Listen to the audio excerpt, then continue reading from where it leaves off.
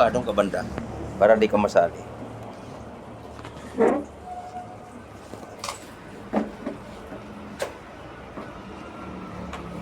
Ay, anya.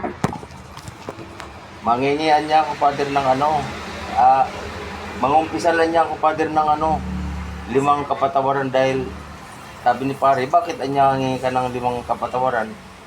Kasi anya, Father, magnanakaw ako. Ninakaw ko anya yung langka doon sa kapitbahay namin.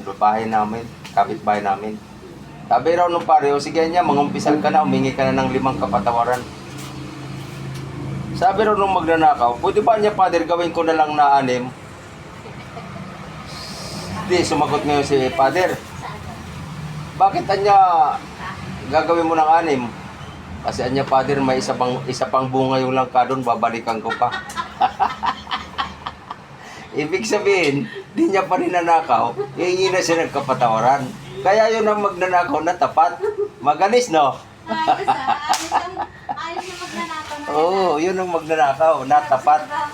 Oo. May isa pang panggado na. Oh, sige niya, humingi ka na ng 5 kapatawaran dyan, mag-umpisal ka na. Sabi nung magnanakaw, pwede pa niyang gawin ko ng 6, Father. Bakit? Anya? Sabi ni Father, kasi anya may isang bunga pa yung langka doon, babalikan ko pa. Ibig sabihin niya, may paano, babalikan ko, nanakawin magpulit. Oo niya, at least nakahingi na niya ako ng kapatawaran bago ko nanakawin.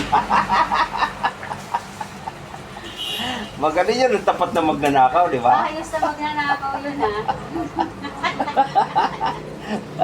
Ang galing ng magnanakaw. Saan ka nakakita ng magnanakaw na gano'n? Ako lang may nakita magnanakaw na gano'n, di ba? Kaya yung mga magnanakaw dyan sa gobyerno natin, dapat gano'n. Bago sila magnakaw, sabihin na nila na magnanakaw muna kami, flood control. Yun ang dapat para hindi sila maakusahan ng illegal.